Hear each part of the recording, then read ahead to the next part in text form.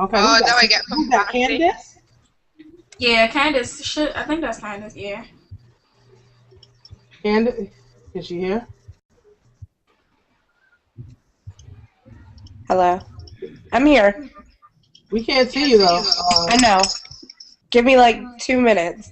Okay. All right. Well, ladies, we're live, right? So I have Alicia over here and Amanda, who finally made it on the Hangout with us. She just Candace over there.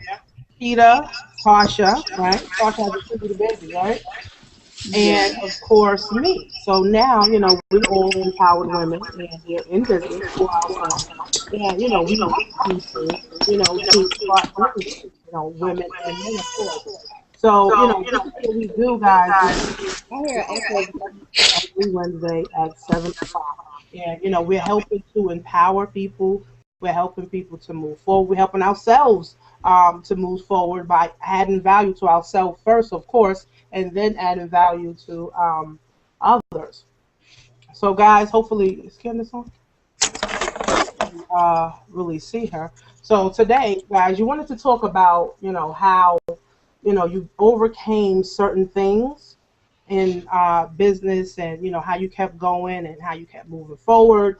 And, just things that, you had to overcome, okay, in order to get to the point where you're at. And I would like to start with Amanda because Amanda's been trying, to get on this hangout for the last 3 weeks. And she could not. So it was wire connections, it was the internet, everything kept happening to her. So now she's finally on. So I would like Amanda to share her story, her journey for online marketing, and why she decided, to actually do this, and what's the success that she's been having online. So Amanda, Um, I want to welcome you, honey. well, hi guys. Glad to have you here with us. I was looking around the house because it's kind of a bit dark. I kind of see myself dark, so I hope you guys can see me. And I have a slight accent, so I hope you guys can understand me as well. But like Tanisha said, I'm going to share my story that led me on this amazing journey that has led me to actually connect with these amazing ladies and have also led me to actually be able to speak with you guys tonight and share my story, which I hope you will take the most important details and just apply them to your story and to your struggles and use them as a crutch to overcome whatever struggles that you're facing. So I'm from the Cayman Islands. I'm 24 years old. I'm 25. Um, I moved from, I don't know, let me start good. Whoa, kind of a bit nervous as well, sorry. Yeah. Okay, take your time. That's it. Like, just take your time. I mean, you want to hear it, so just take your time. I was brought up in two different homes, and I had a lot of troubles between the two homes. I had sisters and brothers that really didn't accept me because I lived between the two different homes, so I really didn't have a foundation, a base, family based background. Like, I didn't really have that home, although I knew both mothers loved me because I wasn't brought up with any fathers pretty much in my life. I just took it to the streets, you know what I mean? I got myself into a lot of trouble, ended up fighting a drug addiction for about a year and a half, and I had I found myself pregnant as well, and end up, surrendering myself and say, you know what, I need to have a change. And I really didn't know that I was pregnant at the time, and I ended up going to a prison pregnant, and I sat there and I was like, this can't be happening. This cannot. How I cannot have a child in prison. I already had a child before, Ashaya. She's 7 years old. March gone, and I just couldn't find myself giving prison, knowing that I wasn't able to even see, and that really started to point a lot of fingers. I started to blame society. I started to blame my parents. I started to blame my friends, and I really wasn't looking at myself to accept what I've done was wrong, and actually to come to terms and actually make progression. So I got the opportunity that I was seeking, and the judge granted me an opportunity to, before I give birth, to be released. And it was very hard, guys. I was in the hospital getting ready to give birth, and I had to have a prison officer on my side, and I'm there in labor pains, and she's pointing that I ain't like, I told you so, I told you so. And I just blocked it out. I just told him, look, I'm not even pushing this child out, man. I'm like, I'm not even going to push. And Isaiah birth became some complications and stuff like that, until they decided to give me a C-section, and I had my second child, my son.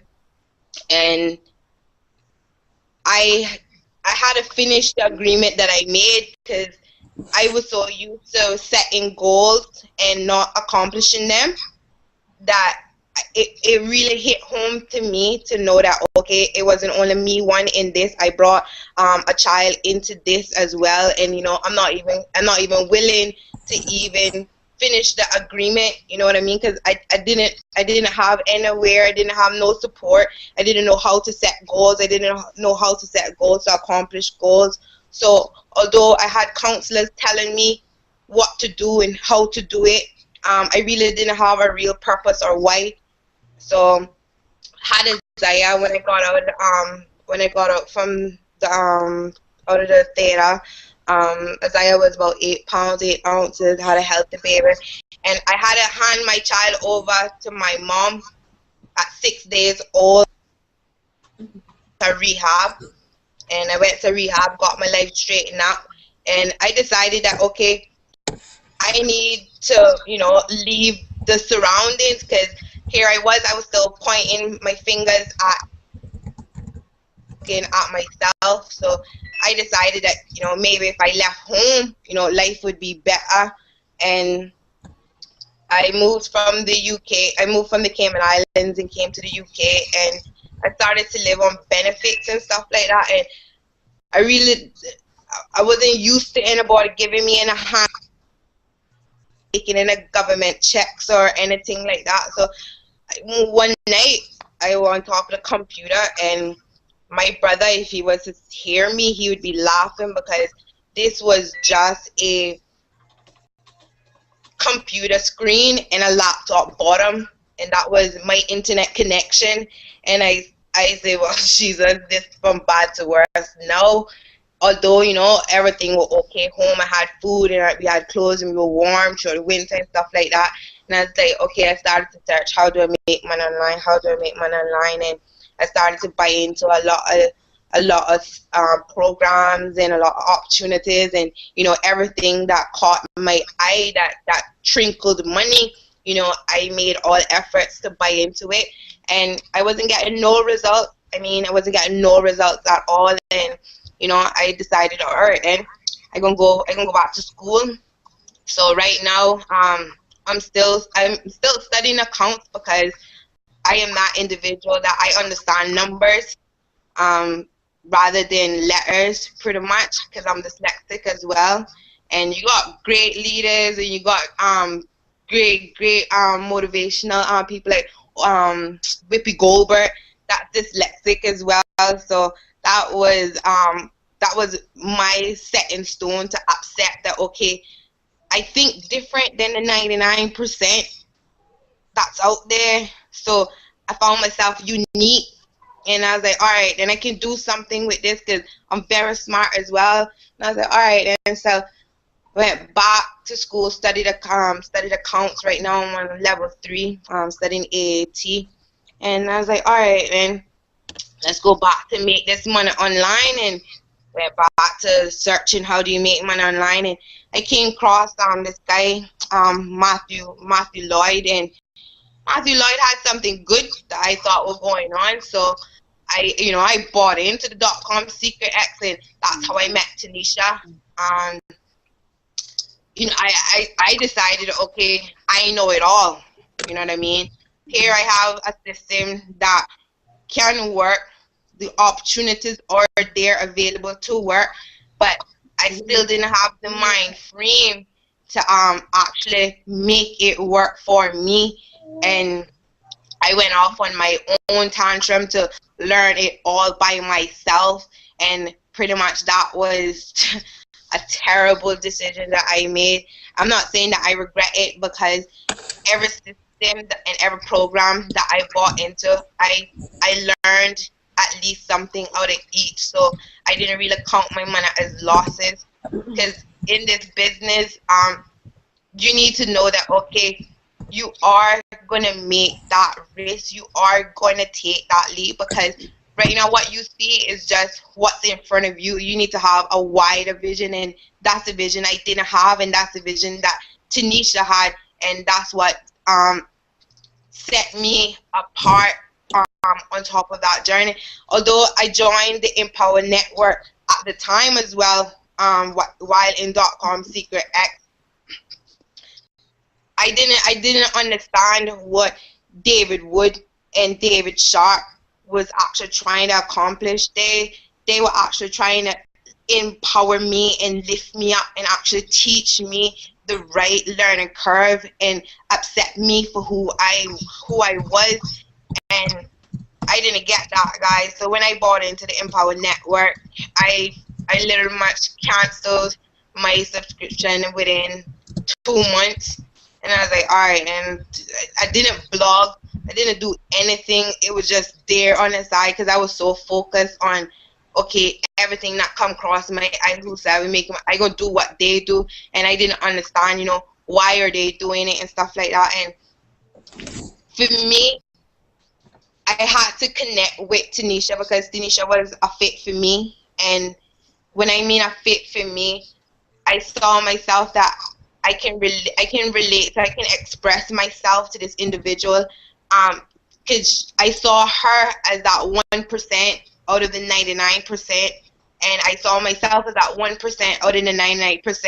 And you guys that on top of this call, you are the 1% out of the 99% that actually made the actual commitment to step around masterminders to actually move your vision forward. And my vision is deep down inside is I want to see money be taught in the schools back home, because there's a lot of things going on back home for me, and it really hitting home because my island is very small. I still have 2 kids that live in the Cayman Island, and I have a third child, Anushka. She lives here with me in the UK. So moving from the UK 2 years ago, I have not seen my 2 kids, and for me, joining Empower Network and the Viral Success Network, like I have the power behind me, I have the society behind me, I have the network behind me, and I am around a bigger vision than what I can see in front of me, and things aren't handed out to me on top of a platter, and everything that trinkles that comes my way, I can now say, okay, that's gold plated, that's not real gold, or that's not platinum, that's not a proper opportunity that fits me. And this is what the Empower Network has done for me. The Empower Network has allowed me to make the proper mind shift, the actual mastermind shift that I need in my life.